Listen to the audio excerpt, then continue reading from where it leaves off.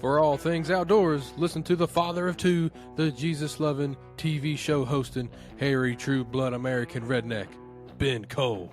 And listen to the outdoor filming, chef cooking, chocolate milk drinking, John Weissmuller. We are Rooted Podcast. If you're a deer hunter, the most exciting words you can hear are the rut. And that's exactly what we're going to talk about on this episode. We're going to deep dive into it, explaining what a scrape is, what a rub is, the different phases of the rut, how estrus does affect it, and much, much more. So, Ben, tell us exactly what you think and know of a scrape to be. Let's start there for the people. What is a scrape? What does it mean? Well, a scrape is going to be a buck, mature and not mature. Any buck is going to be scraping the ground and urinating in it to put his scent and to let other deer know, bucks and does, that he is there, that he is in the area. That's his way of saying, hey, this is my area. I pissed here. This is me. So, that is really what a scrape is. And it also is a place for a doe to urinate in the same spot. That way, the buck knows that she's ready to breed. Exactly. So, and there's different types of scrapes, right? Like there's what we're all looking for, a predominant scrape that is maybe along like a good deer trail, a good path. That may be something that you want to set up on, because more than likely that deer is going to come back. But then there's also just some random scrapes, like you'll be just in this middle of patch of woods, there's no sign nowhere, and then there's just this scrape. And I put that to the equivalent of you're walking a dog and the dog hikes a leg on a fire hydrant, just right place, right time, and it was in the mood, so it just decided to make a scrape here.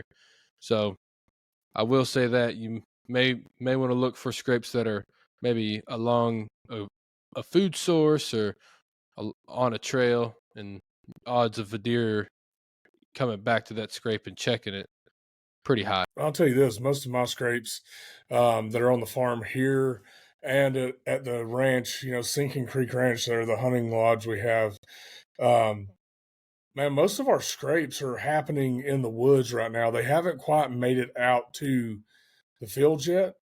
A majority of them are on the ridge tops. I haven't seen any in the ag fields yet as of yesterday.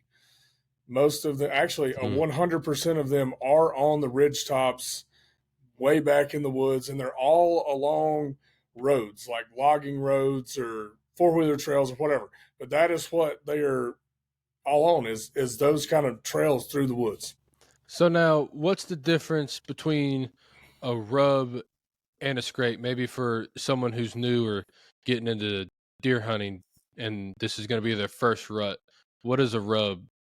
Well, I'm going to give you my best definition, because I am not technically a master deer hunter. I'm a master deer killer, but it's because good Lord's blessed me over the years, with some good opportunities. But to me, what a rub is kind of marking their territory, but also, like in these hills that we're hunting, I wonder, is it part of a trail system, a network system for them, so they know where they're going, where they've been? Are they going back and forth to the same place? Is that their way to figure out how to traverse these, ridges and hollers and things like that? I mean, that's a really good question, because I honestly don't know the answer to. I mean, I know a rub is, a deer puts his antlers to a tree to get the velvet off, number one. Number two, I do know that they rub their face glands on the tree, so it has scent on it as well. So I would assume that it's marking territory or something of that nature, as well as maybe using a trail or whatnot. But I do know that a very big buck will do the smaller scrapes, though. And sometimes a big buck will rub a small tree, and sometimes they rub a real big tree too. It just depends on what part of the country you're in. Yeah, so as far as my knowledge of rubs is obviously it's the antler rubbing on saplings, smaller trees, brush, whatever. Um, and then they put that forehead gland on there, and it's really just making their presence known, like, hey man, I'm here too. And then what that does is establishing the pecking order for when the breeding season at its peak is here. We can know who the big dog is. So as far as I know, that's what a rub is to me, is really just letting them know that, hey, I'm here, and I'm gonna be fighting for the top of this pecking order because I want all the does. So I think that's what a deer's doing whenever it's making a rub. I'm about to look it up. I'm Googling it right now. Well, while you're doing that, the reason I wanted to start with talking about scrapes and rubs, because I'm imagining someone brand new, and this is their first rut, and it's like, man, what are the few things I need to look for? Well, a scrape and a rub. If you can find one of them, that's probably a pretty good place to start to hunt the rut. That is very true. You have a solid point there. So defined, a rub is rubbing the tree, whatever, or fence post or anything that they're rubbing and putting their forehead gland on. However, it is also a lot like a scrape where they put the scent on it and a visual marker to speak to other deer. Essentially, it's what they're doing is communication. Yeah, exactly. That is another form of communication. Yeah, which is exactly what you said in the beginning. So that's it. And I guess I was kind of right too, but I just wasn't sure, man. I've never really deep dove into that. I mean, never really thought a whole lot about what is a rub, because I know they don't come back to that rub again that same year and rub that same tree again, right? But they will come back to that scrape and freshen it up a lot. Well, and there's a big reason why they come to the scrape and not so much come back to the rub per se. It's because other deer will put their scent on that scrape. Most other deer don't put their scent on the rub. So that's why they come back and check it. And bucks more specifically are checking to see, okay, has another big buck been on my territory? Because this is mine. I made this. No one else is supposed to be here but me. And also, to your point earlier, are checking, hey, has a lady been here? I mean, is someone ready to rock and roll yet? Because I've been ready, man. I'm just waiting for one of these women to tell me they're ready, and it's on. Yeah, no doubt, man. Wouldn't that be awful? One time a year.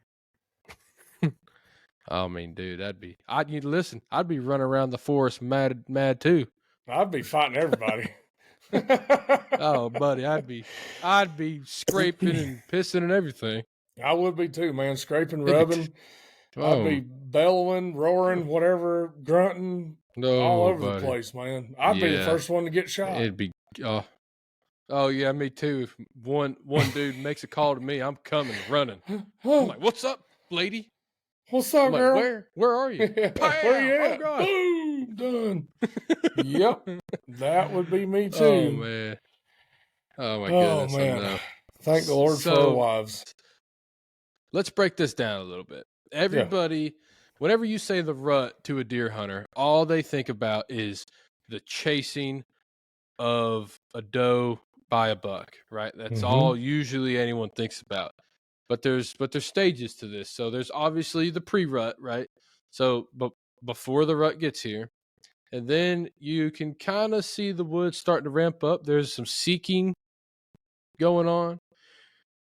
And then there's the peak, which is the chasing phase, which is where whenever you see that deer just running by you 100 miles an hour, you can holler at it. You can do everything that you're not supposed to do as a deer hunter, and that deer doesn't care, right? So there's that. And then there's the post rut when things start to kind of wind down. Maybe some deer are still chasing, but for the most part, it's over. And then once in a while, there's a potential for what some call the second rut. It's not very common, but it's not 0% chance either. So that's kind of the breakdown of it, and I kind of just want to go through each of those. So and times that, we've been in the woods and seen it. So, like the pre-rut for the state of Tennessee, okay, I would say generally is anytime before, I would say, November 1st. And then in the seeking phase, you're probably the very beginning of November. And then once you get into 10th to the 14th, somewhere in there, I'd say chasing starts. Chasing lasts about a few days, week tops if you're lucky. I mean, it's not like the peak of it lasts forever. And then after that, it's obviously the post rut. So now that's here in Tennessee. I also want people to know that every state's different. I mean, tell us about deer hunting the rut in Alabama. What's that like? Man, deer hunting the rut in Alabama really isn't till the end of season, more January through the first week of February, depending on where you're at in the state of Alabama. But one thing I've noticed in the seeking phase, sometimes what I've seen is a lot of younger bucks, like your spikes and 2-year-olds running around just because they're excited, and the big bucks are hanging back in the cut just waiting because they know that it's not time yet. But I mean, I guess they know. But I've noticed that on the seeking phases, that majority of the bucks you see are younger deer. Now, I'm not saying that's going to happen every time, because there's a really great chance that a big buck's going to walk out and it'd be awesome, but I think that majority of the deer in that seeking phase are the younger bucks. I totally agree. And this goes back to the point of the scrapes. This is why I wanted to bring it up. During the seeking phase, those younger deer are getting more ramped up and heated, and they're going to go visit those scrapes. Yeah, and one thing that they'll do too is they'll have a community scrape to start with, where all the bugs try to go and take a whiz in there. But majority of the time, the closer it gets, the more territorial those bucks are going to get. So they're going to be setting their boundaries for that. It's like, hey, this is my piece. Get off. Get out of here. I'll fight you. If you come across this scrape line, we're fighting. And, man, I just think that's a real special time of the year, because it really gives you the opportunity to see what your farm can hold, what it does hold, and you're not going to necessarily get just all the deer off your farm. There's a lot of deer that are going to move in from up to 3 miles. I mean, I'm pretty sure that a buck will travel up to 3 miles during the rut for breeding. Yeah, it's a whole different ball game, man. I mean, you may have a deer come by you that you've never seen on camera, you've never seen in person, and I think that's what makes hunting the rut so special, is just the unpredictability of it, and just not knowing when and if that deer is going to come out. And because, man, when you're in there, it could be dead and you can't hear a cricket, and then a light switch just flips and we're on. Well, I and mean, buddy, we've been there. Yeah, I was about to say, that's just like our Georgia hunt that we did together. The first day we didn't see a whole lot of movement. I mean, we saw a bunch of deer, but that's just pretty par for the course for South Georgia. But the next morning, though, if you recall, it was a light switch, and there were bucks everywhere running. We passed on a really nice 6-point that we probably should have killed. We had that 1 8-point that come blistering past us chasing that doe that we couldn't even stop. I was like, hey, and it wouldn't stop. He was just, he was out of there. Nah. And that deer did not care at all. No. And, that big buck that we ended up shooting, dude, we were just glassing, with the binoculars looking through, because it was the way this stand is seated, it's on a flat, kind of a swamp bottom with a bunch of oak trees that flood sometimes. And then there is a swamp in front of it, and then it goes to a pine thicket. And I mean, it is thick. Woo, it's thick in there. But we were glassing, and that buck was cruising the edge of that pine thicket. And we just so happened to spot him. It's like, oh, hey, man, look, there's a shooter right there. Let's try to grunt him over here. Hit the grunt call, and I am by no means, a grunter. I just do it. I'm like, all right, cool. This sounds cool. Whatever. I don't know how to do all that. I'm a duck hunter, man. I'm a duck caller, not a buck caller. I don't do all that mess. But, John's really good at it, and he's really good at turkey calling too. So he was giving me tips up there while we were going through that. Because, man, I ain't ever used no grunt call. He's like, man, you got to just do it like this. I was like, all right, cool. And I did. Yeah. And then here he comes. Jumped the fence. We shot him at, 15, 20 yards? I mean, it was something special because, brother, he was a 6-year-old whitetail. I mean, he was a very, very, very mature deer. And, that just goes to show that during that time of the year, you put a dominant buck grunt in, and he's going to turn, and he's at least going to check you out.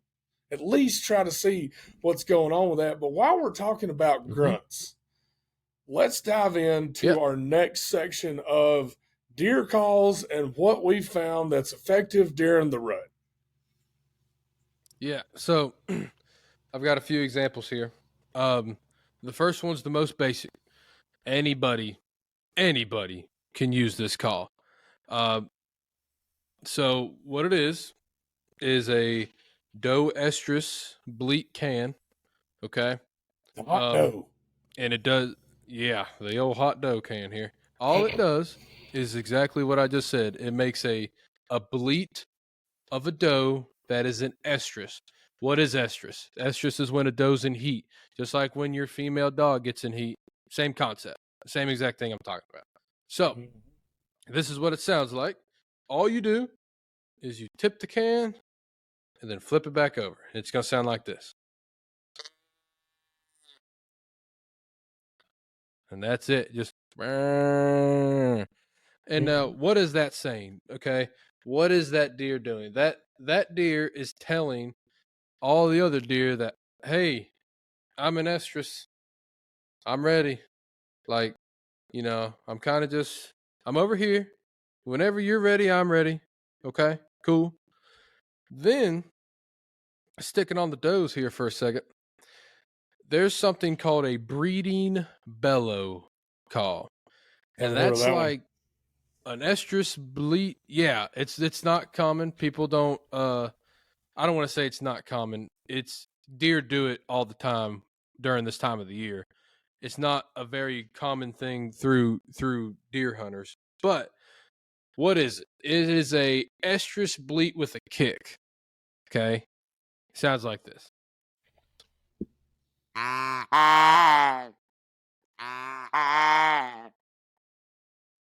And now what is that deer saying? That deer is going, hey, I'm ready, and I'm ready right now. I ain't playing no games. I ain't got time. We ain't going to dinner first. Nothing. Now. That's what that deer's saying. Well, there's probably, if they're doing that, there's probably 4 or 5 bucks pretty close by that are fighting, duking it out to figure out who's the dominant buck. And I have one that's my favorite. Let me get this example. All right, let's do it. The rattling horns.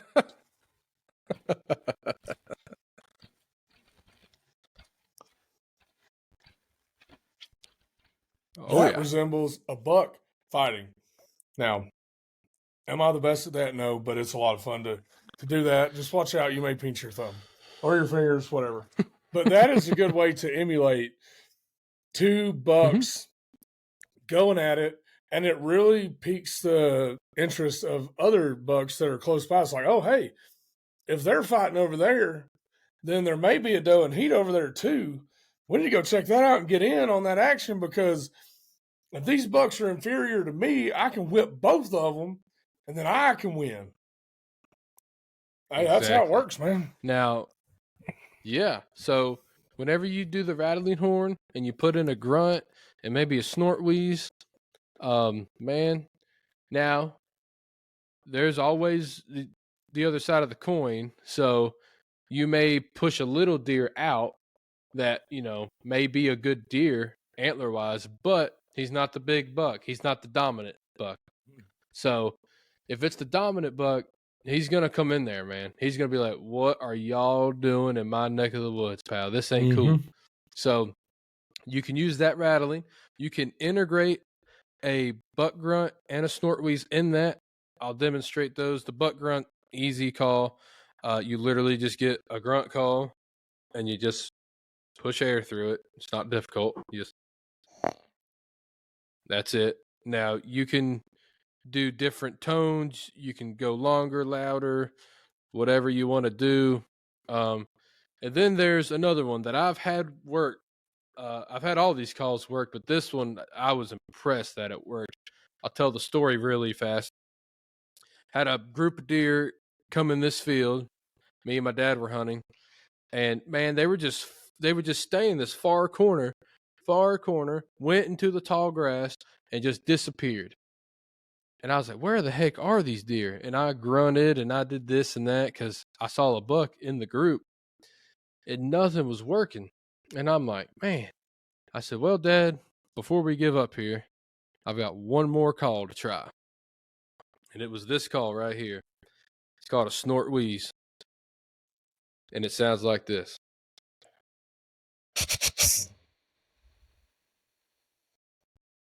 And buddy, that is saying like, hey, I'm ready to fight. And not only am I ready, I know I'm going to whoop you.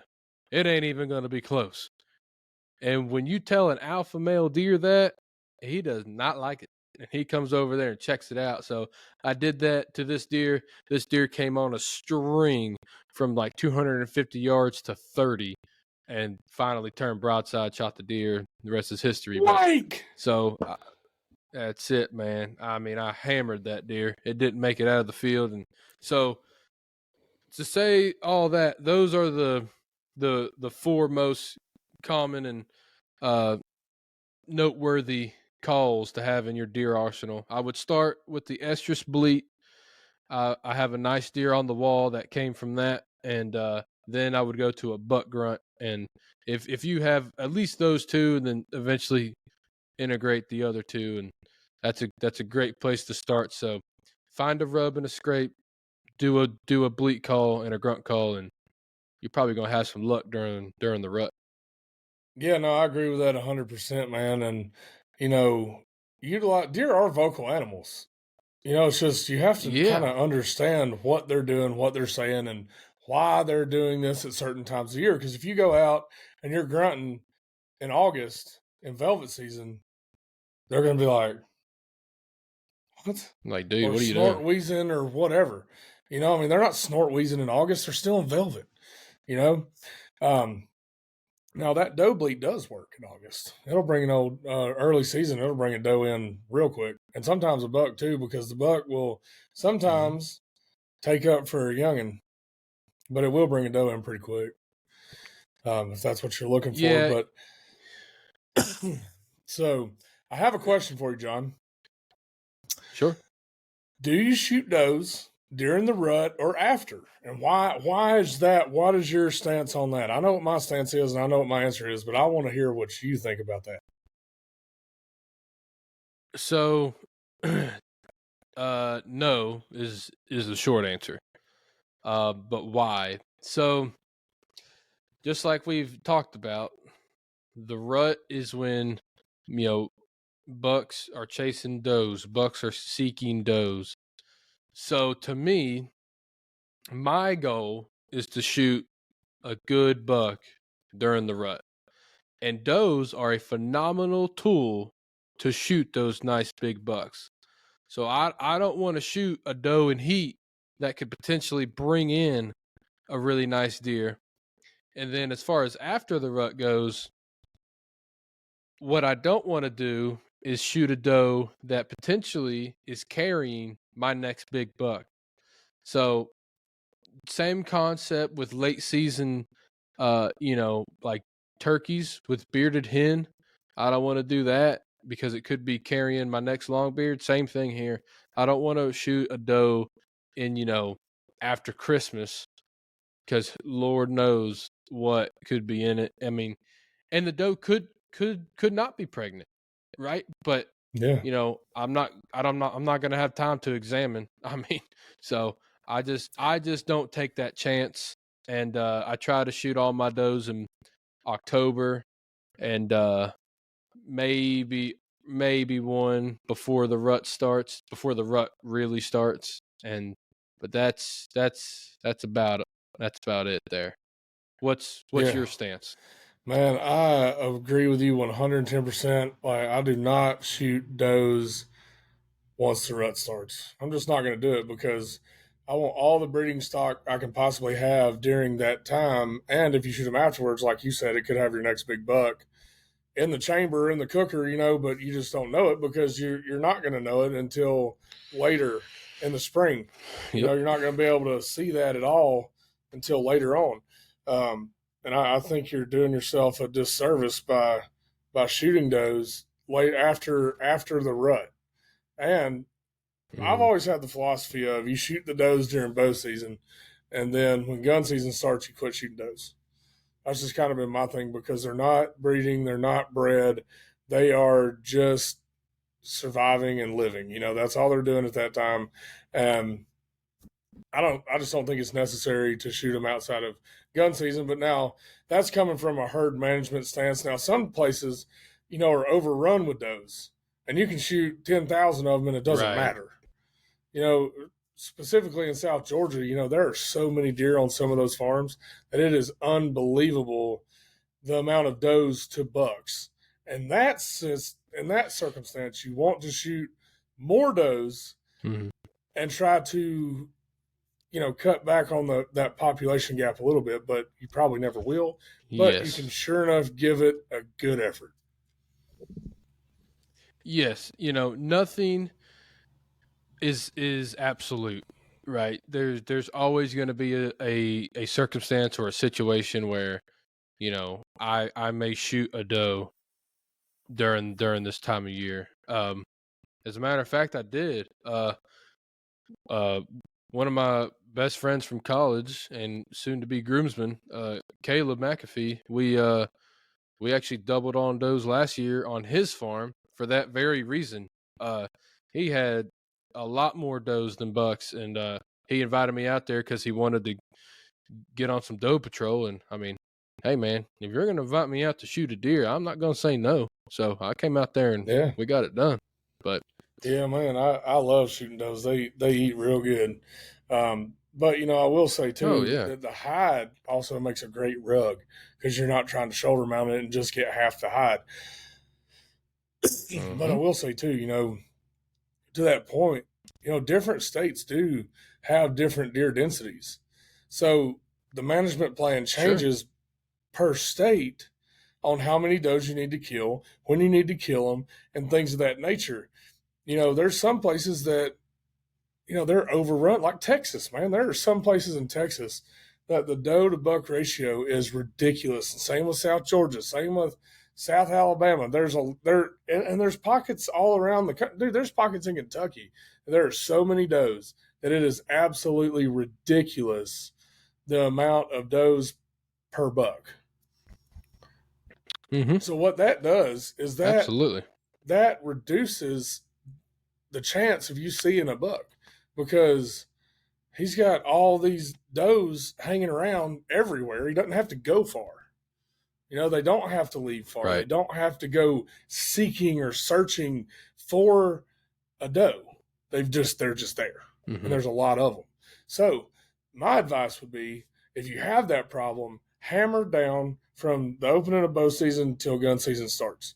And if they're in rut, great. You know, don't shoot as many does. I mean, try to curve it. But if you're really trying to manage the population, I think sometimes you kind of have to waver that a little bit. So you can effectively control or help the population be at a healthy level instead of it being an overpopulation and they become, stressed for food, stressed for a little bit of everything because the more mouse you have to Mm-hmm. feed, obviously, there's a lot more that has to go into that. So there's definitely a good balance there that you have to follow. Absolutely, and And that's what it's all about, is just managing the herd. And, for my farm, I'm not going to shoot that doe. And maybe in South Georgia on some people's farms, it is that way. And it's, situations are situational, and you just got to take it as is. I will say another reason that you may not want to shoot that doe, that a lot of people may not realize, is the communication factor.